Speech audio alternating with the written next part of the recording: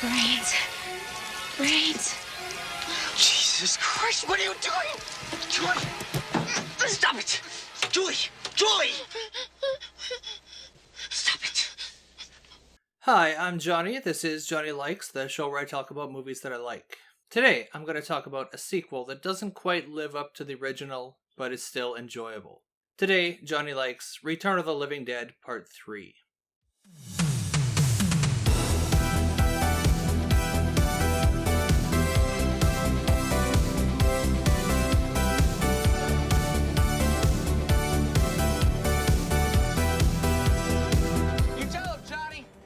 Tell the world.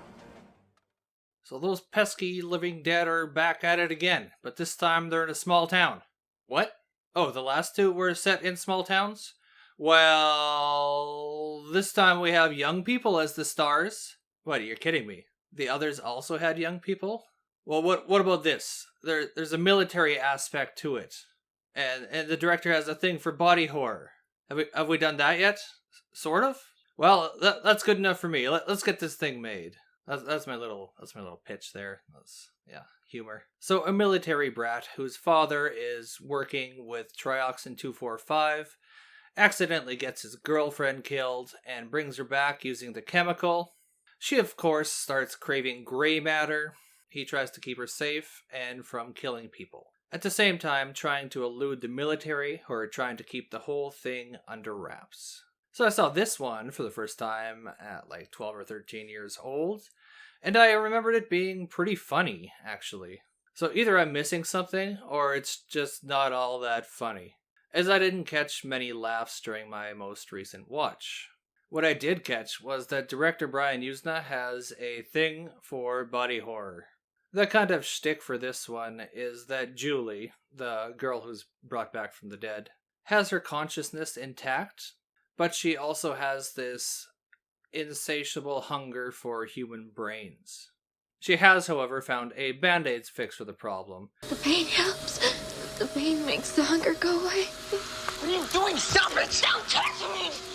So, we see her inflict all sorts of pain on herself. She's constantly, piercing and impaling herself with all sorts of unnatural objects. And she ends up looking kind of like a Hot Topic employee circa 2007.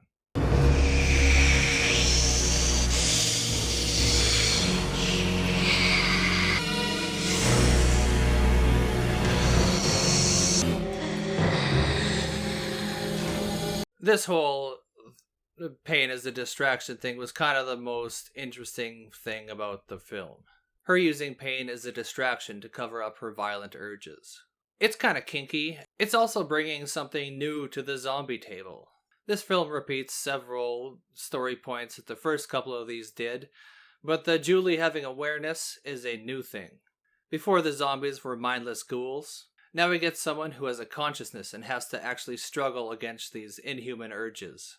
So now there's kind of like this drug metaphor also going on, which is kind of new to the series as well. We also got a little bit more of the history of the trioxin 245 and how the army developed it and all that, just added to the lore. We get to see that they, of course, have been working on weaponizing it for years. And we get to see a couple of different points of view on kind of the practical side of this.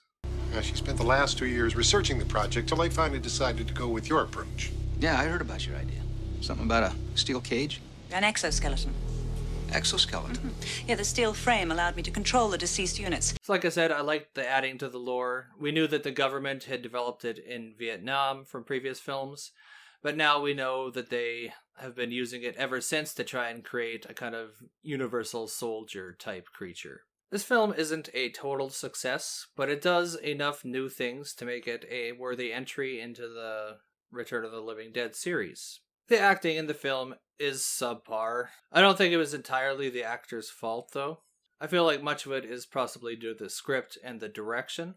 Maybe it's like everything seemed more reasonable on paper, but when you say it out loud, it just doesn't sound good. The dialogue and actions of the characters never felt especially real or reasonable to me. So I had a little bit of trouble connecting when they kept on making poor and stupid decisions. I mean, really, like, you're gonna try and fuck your zombie girlfriend in the sewer after she just tried to re-kill herself? Like, thematically, I can see why they included this, the sex and pain, and anything to distract you from the urges, that whole thing. But intellectually, I'm like, nah, man, should be all cold and bitey. I don't think so. I also didn't buy the Spanish dudes following them with such fervor.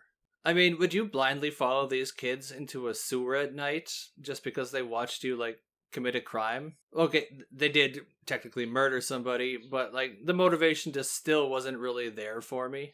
On the acting side, I will say that I thought that Melinda Clarke did a pretty good job playing Julie. She seems like a legitimately talented actress who just hadn't quite developed her craft yet. I'm not alive. I'm not dead. I just... God. I'm just so lonely. She's like 80% there. Then again, that could be stuff outside of her control, or maybe this is the best she's ever done. I haven't seen her in other stuff, I don't think. This film never really hits its stride until near the end, which is a little bit too bad. I quite enjoyed the special effects body horror stuff, especially the stuff that gets unleashed once they get to the government base. It's all nightmarish and very well done for the budget. It is, however, a little bit too little too late. But at the same time, it did give me an overall pleasant memory of the film. The success of the last 20 or 30 minutes almost, but not quite, made up for the inadequacies of the first hour or so. I feel like this could have been a very good film had it been given a bit more money and time, and maybe just, like, tighten up the script a little bit. Maybe get a little bit better acting talent. Then again, that might have raised expectations. And it might have also lowered the charm factor that comes from knowing that these people didn't have a lot to work with and had to kind of get creative and think outside the box.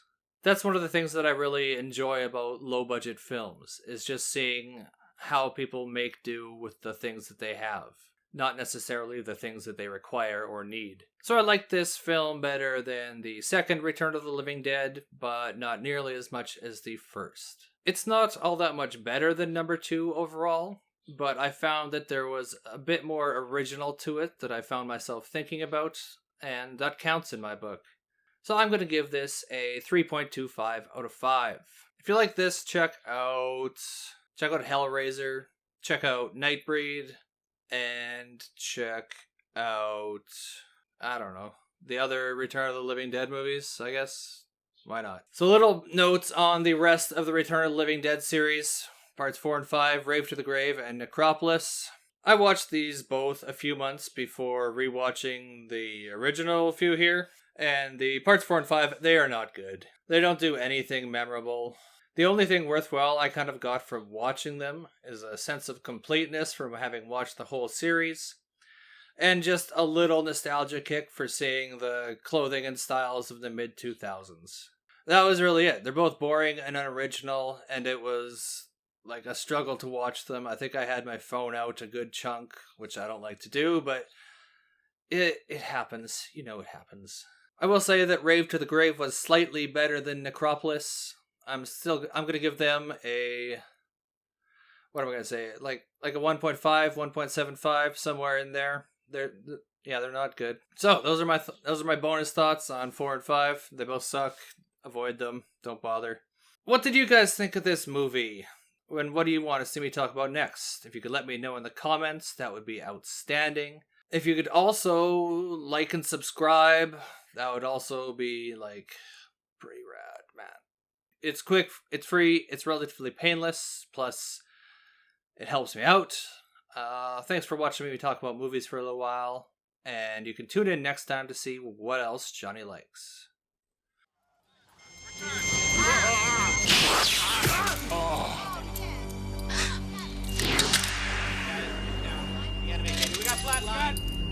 Proceeding with visual inspection.